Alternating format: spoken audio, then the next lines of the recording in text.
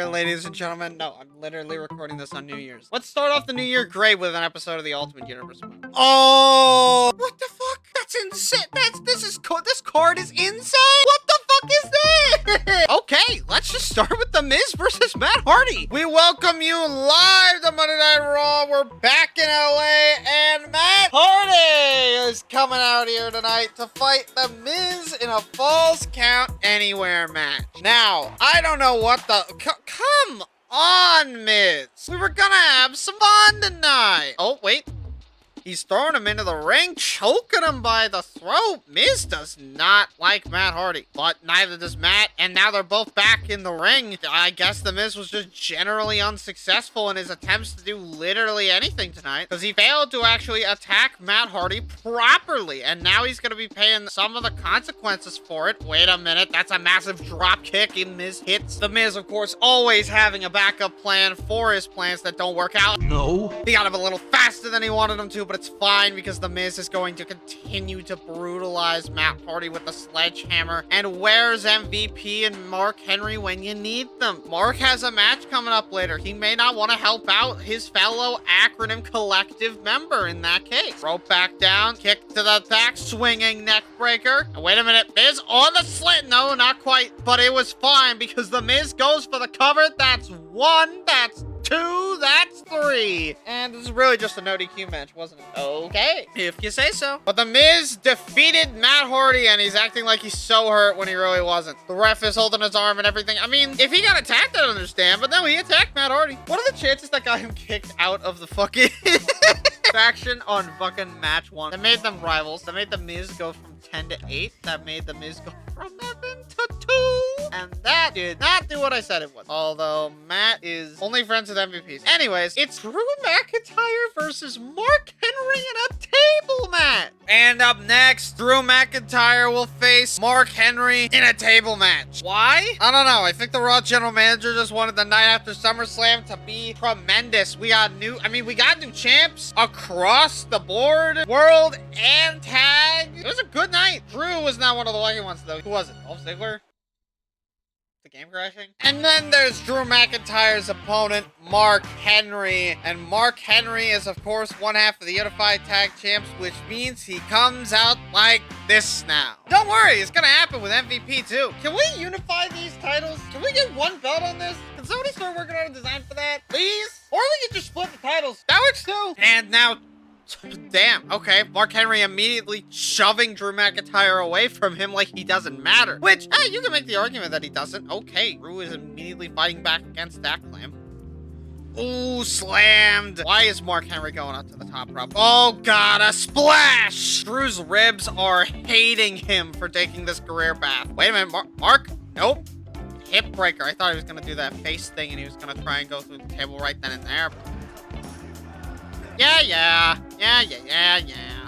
Drew is trying his damnedest to not let... Oh, Nelson! And normally about now, from previous instinct, I believe, Mark would be going for a bear hug. But I think he realizes how goddamn worthless that is in a match such as this. There are no submissions. He can't win that way. What's the point? Breaking him down? Yes. That's just waiting to happen. And there goes Drew McIntyre through the table. Mark Henry has won. That's probably the most dominating that Mark Henry has ever been this year. Let's see more out of Mark Henry like that come Hell in a Cell. I mean, he's not going to be in a Hell in a Cell match because that's not how the tag titles work. But hey, a man can dream. That move Drew below Ray. That move Mark above Cody and Drew. Anyways, here's the only normal match on the card. Ricky Steamboat versus Cody Rhodes. And the Dragon is back on Monday Night Raw. And he faces Cody Rhodes, the man that exists. I don't know. Cody hasn't done anything. He hasn't fought for a mid-card title in a minute. He'll probably get around to that at some point. I don't know what to say about Steamboat. I'm gonna be real. Dashing. The man is dashing Cody Rhodes. And he has no eyes. And no teeth? What happened to Cody? This is a skinwalker. Wait a minute. Give me back my Cody. And Cody Rhodes is apparently possessed by a... Okay, hold on. Is it still... Can I get a different...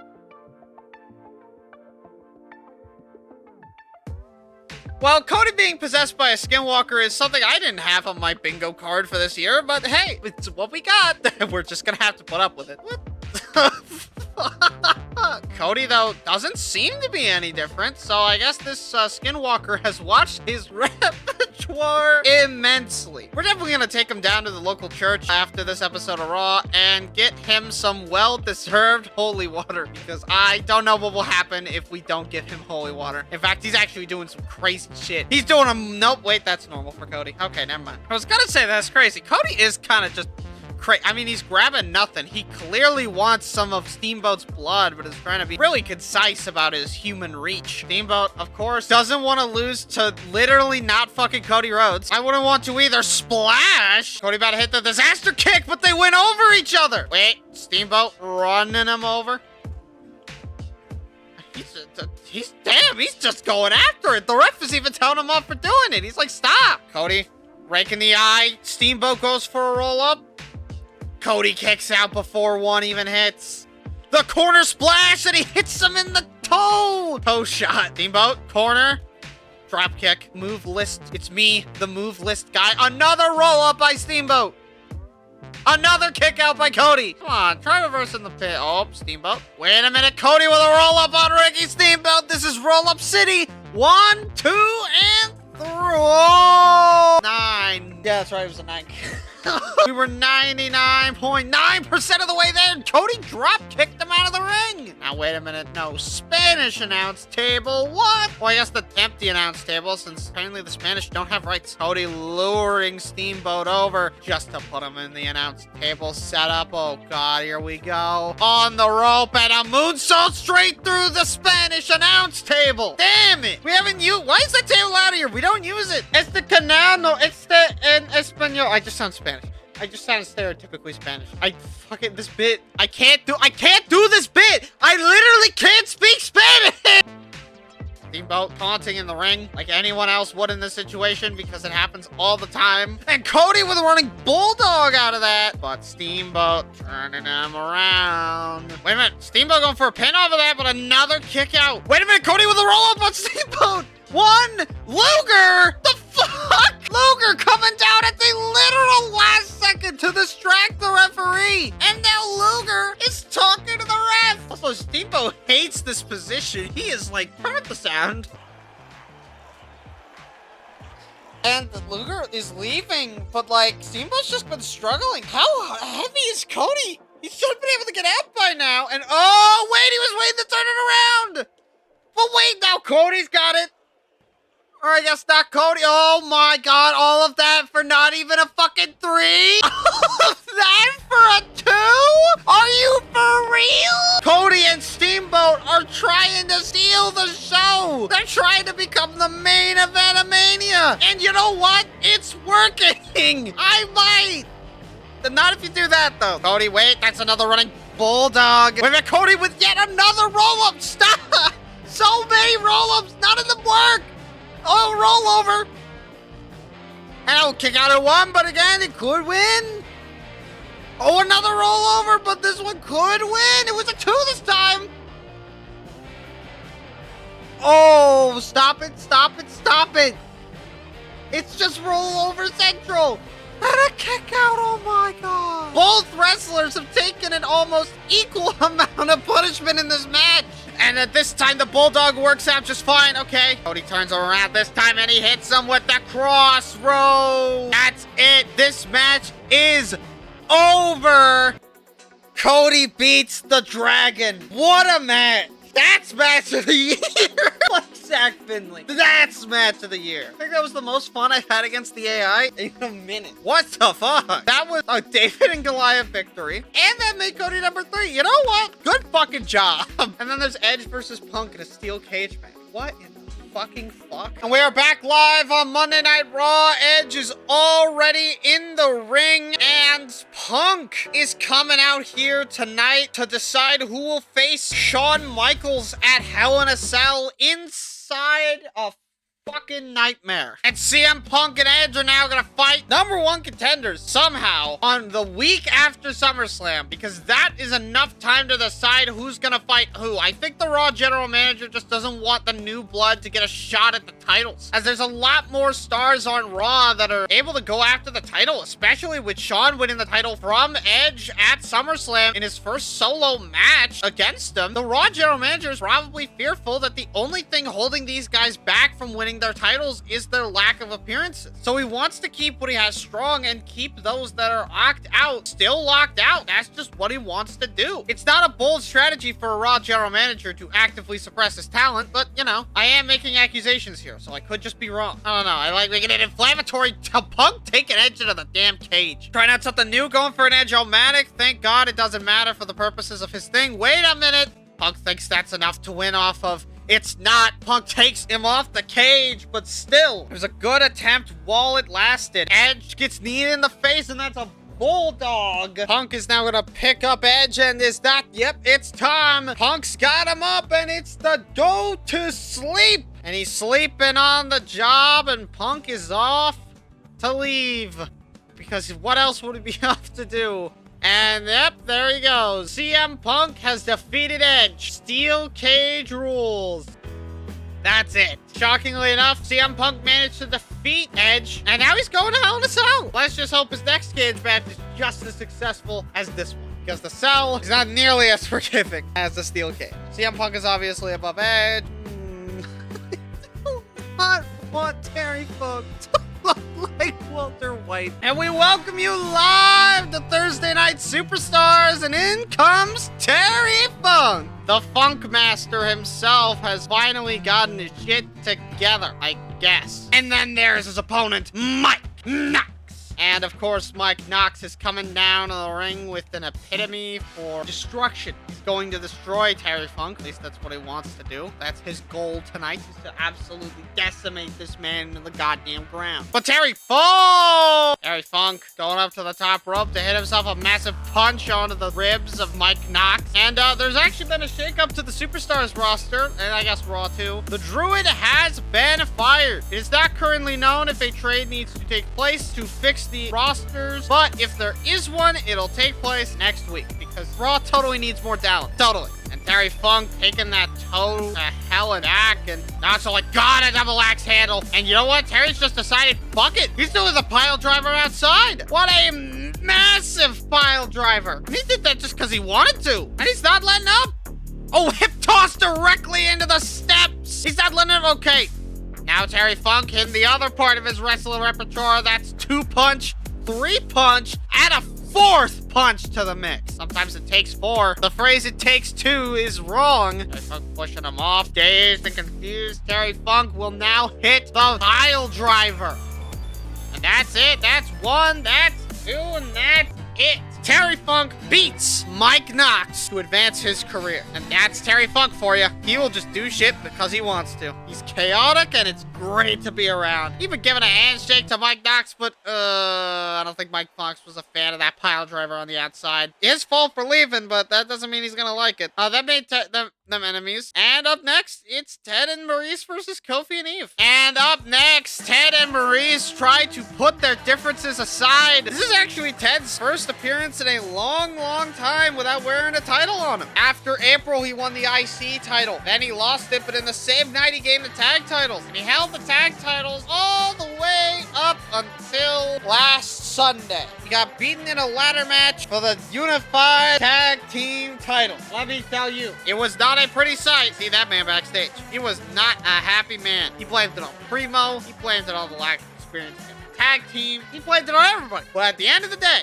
one thing that stayed consistent was that Ted was at fault. Nobody else's fucking fault but his own. He just couldn't accept that. And Maurice, she came out at the end of SummerSlam to confront Beth. She wants next at the women's title. And at Hell in a Cell, she might get that. And a part of working her way onto that is this mixed tag match with Ted. She's gonna work with someone she actively doesn't like. Someone that she betrayed last time to try and advance her own career. Maybe we'll learn from her in this instance. I kind of fucking doubt it because it's Maurice.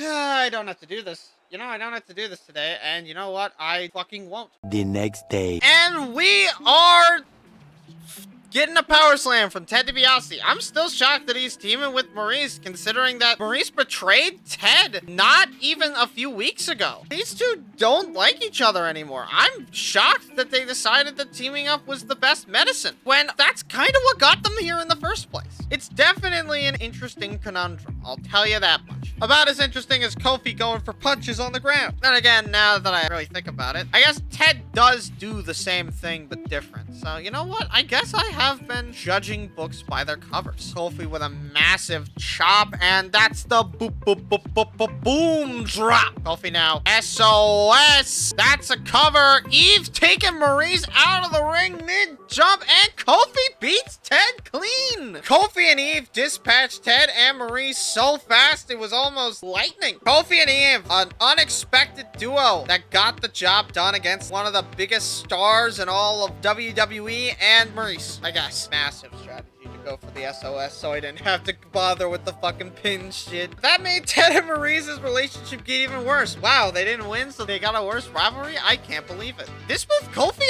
above Ted! Wow! And Vance above Ted as well. That hurts. Oh, that got rid of the fucking Puerto Rican Pridefuls. That did it! Really? We're down to 5?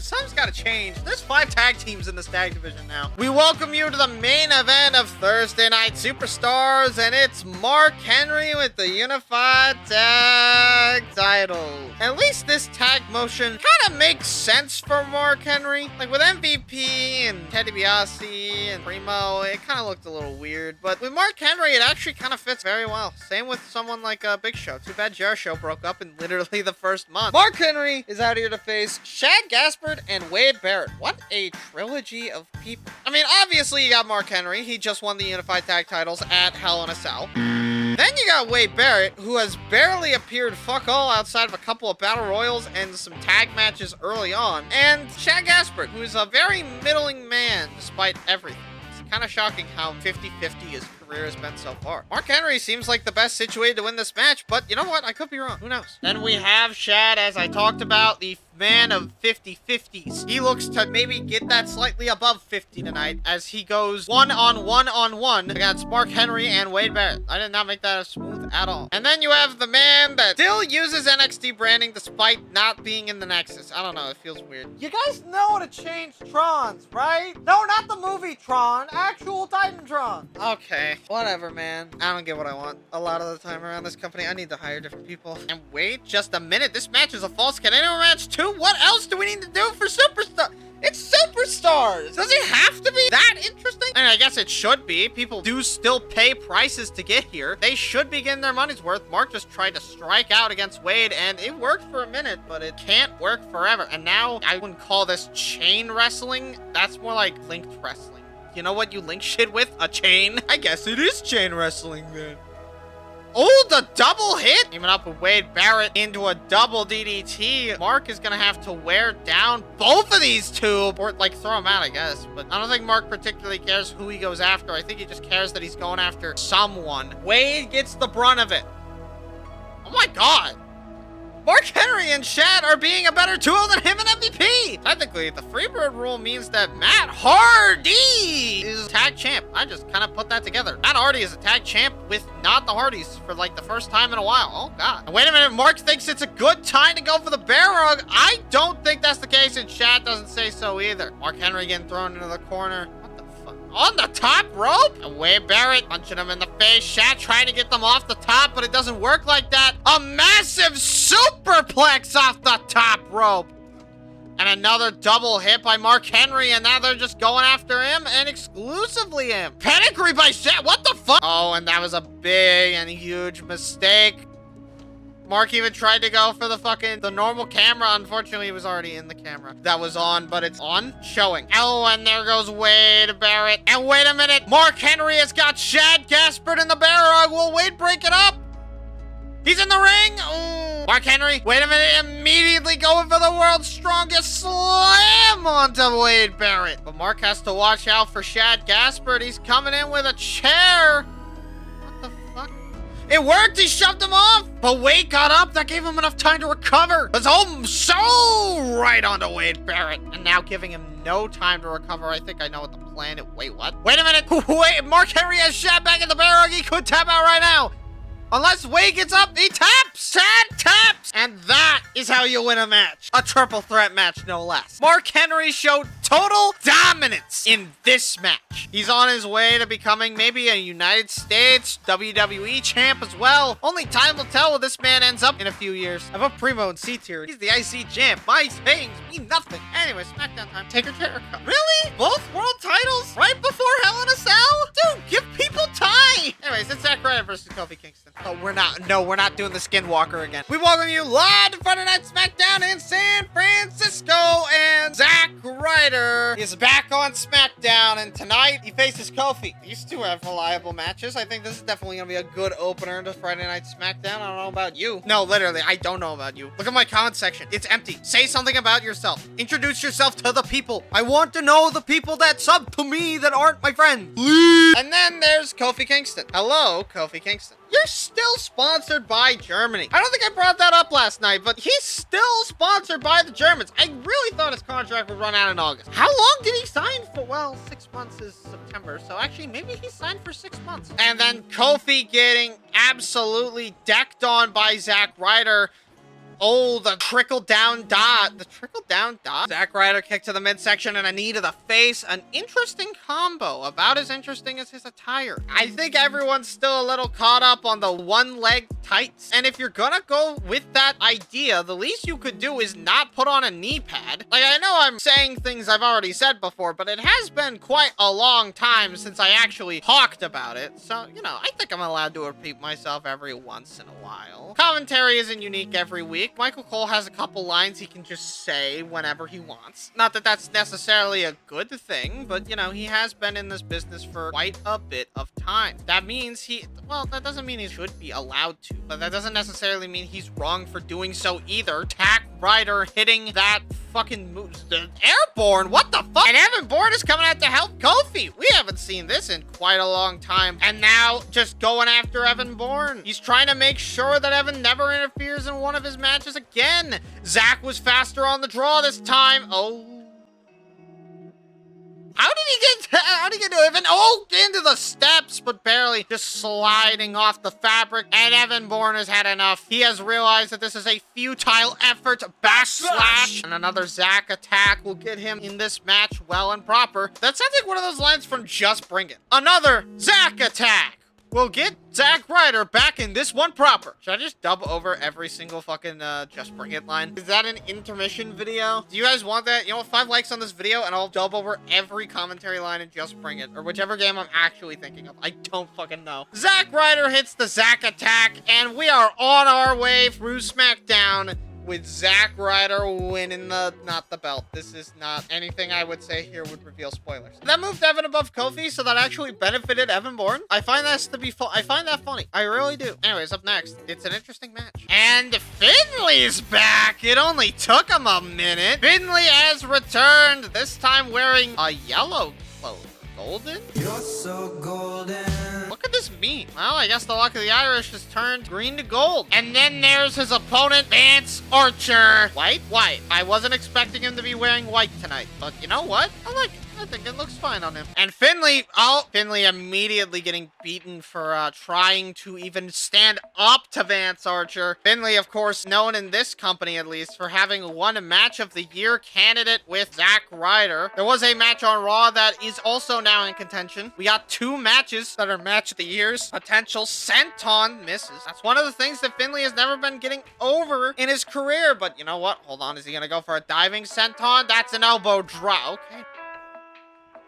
Finley, with that veterancy, he's able to predict the moves of his opponents rather well. Elbow to the face of Vance Archer, but he gets shoved off for trying to go for anything further. Finley not able to judge distances very well, apparently. Atomic drop! Finley is just going for strikes. He is trying to... Oh, Germany! Oh, Vance Archer, though, just takes his head clean off. That's not something you want to have happen to you, much less at your first match in a few months. Vance Archer and Finley having a back and forth contest, really showing the world what they can pull off together. Finley has Vance quite literally on the ropes, and he's just gonna slam him into them. I don't understand how that move is supposed to hurt. I guess the ropes are supposed to be stiff? Yes. I don't know. I feel like they just bend you back into your own. My God, Vance Archer taking out all the anger that he's had against Evan, against Jericho on Finley tonight for putting up a fight. Finley not in the mood to deal with the prospectoring of Vance Archer. He just wants to win, and damn it, he's gonna do that. Or at least he might. Maybe yellow is the color of the Irish. I mean, it could be orange, it could be white. Green's just the one that's stereotypical because of leprechauns. What are the other two colors on the Irish flag for? Finley going for a mix-up option, but it was calculated, apparently. But was this? Yeah, it was. But was this? Yes. But was this? Okay, finally. Fuck's sake. And Finley's spot on the fucking Sid. Oh my God. Wait a minute, Finley. Oh, Finley's just got him up on the outside. Finley's never been one to run from the fight. On. Can I get a fucking highlight reel for that? Oh, it was close. Close, but no dice for Finley on that assaulting maneuver, but it is still hurting. He's still not able to get up properly. He's getting hit with a 6. Count of 7 might do that. Finley, though. Count of 8, resetting the count. And a sit on the outside again. Finley baiting Vance back into the ring, picking him up. Yep. Down the driver. What a driver. And now Finley goes for the cover on Vance Archer. That is it. Finley beat Vance Archer. What is the scaling of Finley? Finley seems to have been training a little harder than usual. He's trying to get one more run in him. You know what? He may have it. They didn't introduce him in anything, but I like to think it moved him up like 10 slots. Stop giving me skinwalkers. Ted DiBiase and Big Show are continuing their legendary feud, as Ted DiBiase is now titleless. He lost the unified tag titles with Primo, I'm not joking, a week ago. And already, the Puerto Rican Pridefuls are gone. They're dead. Puerto Rico is gone. There is no more pride for Puerto Rico and Ted. He is out of respect, love, and admiration for Puerto Rico. They don't respect him. What he said, so he will not respect them. And that includes Primo. So they're done. Forever? Maybe not, but definitely for now. Big Show. And he is the World Heavyweight Champion. My, oh my, does that title look good on a man that just wraps it around his bicep and nothing else.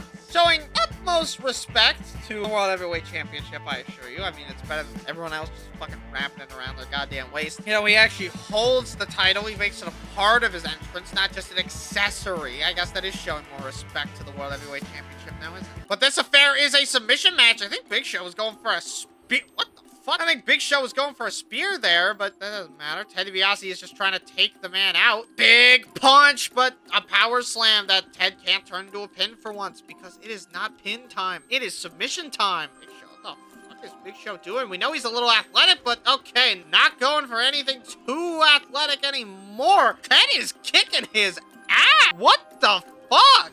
Okay, Big Show finally getting back in this one. And again, Big Show is just unbridled offense of Big Show. Oh my God, he's gone. Big Show, headbutt, miss. Big Show, headbutt, hits. Big Show. Okay, he didn't go for a headbutt that time. Big Show spear. Big Show, oh, knockout punch. He's gonna drag Ted DiBiase over to La La Land and put him in the camel clutch. Big Show's got it locked all the way in. Ted isn't really that good at submissions, is he? Yeah, that's right. The Big Show defeats Ted DiBiase. Starting off your non-title matches strong, Big Show with a win over Ted DiBiase. Tonight we'll actually prove who challenges you for the title. Up next, will it be Taker? Will it be Jericho? That moved Ted way down. And I mean, like, he's 6 now. Oh. Anyways, here's Taker versus Jericho. And we welcome you live to... Nope, wait. It's the last match of the show. And SmackDown is back.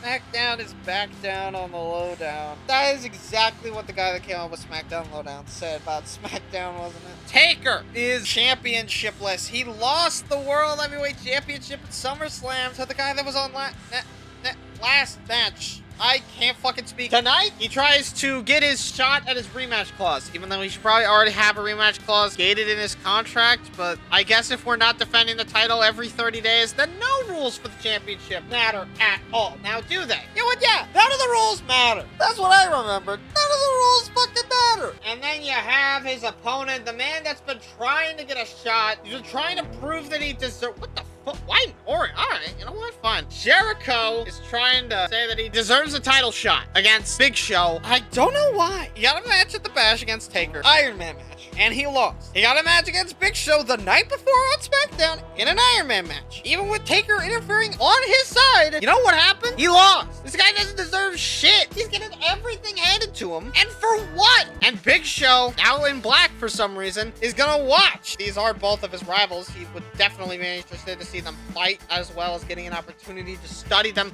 before the pay-per-view. But Jericho, oh wait, does he mean business? He might actually mean business. He stopped Taker from what is he doing? But he's slowing the pace down. Bursts of speed you don't expect. That's Jericho's strategy going into this match. Because Taker isn't a mix-up guy. He learned last night that if he tries to predict mix-ups, he gets fucked. A moonsault, lion salt. I don't remember which one it is right now.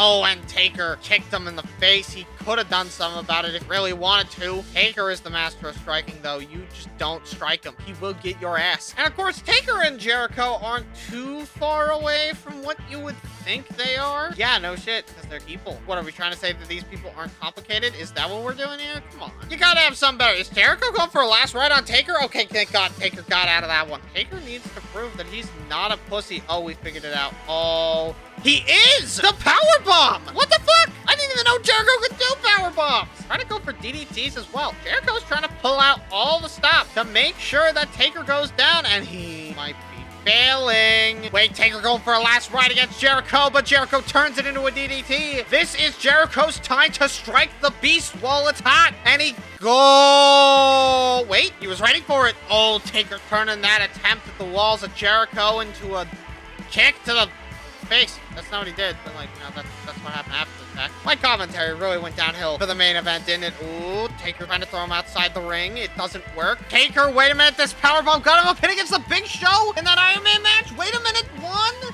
2. Oh, Taker waiting for Taker to get up. Oh my, what a veteran. And then he immediately goes up and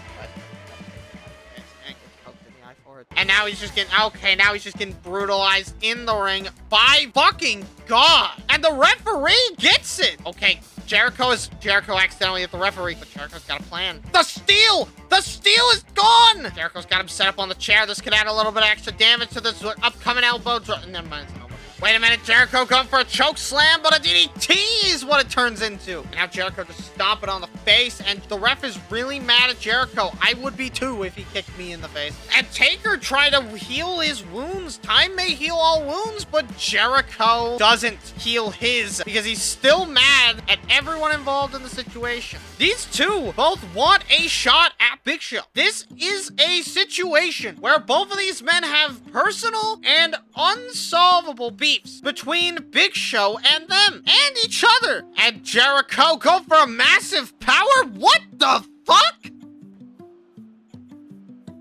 Oh, what a kick out. What a kick out by Taker. Trying to try some pedigree by Jericho. Body getting thrown over. And now Taker is just getting time to analyze his wounds. The eye rakes by Jericho are really helping him out here. What the fuck is he doing? Oh my God. Wait, oh! This is Jericho's Hail Mary. The Hail Mary walls of Jericho. This is the only thing outside of the code breaker that he has yet to hit yet that could, oh, he's out of it. Jericho rolls to the outside of the ring, trying to catch his bearings. Wait, he's immediately going. The game actually didn't let me do anything. And that's a code breaker by Jericho, and Taker is bleeding. And that's gotta be it. There's no way that Taker kicks out. And yes, what a hard-fought battle for Chris Jericho. Somehow, some way, he figured out a way to beat Taker. What a match, and what a night for Jericho. Hell in a Cell will be his proving ground. In 3 weeks, we'll see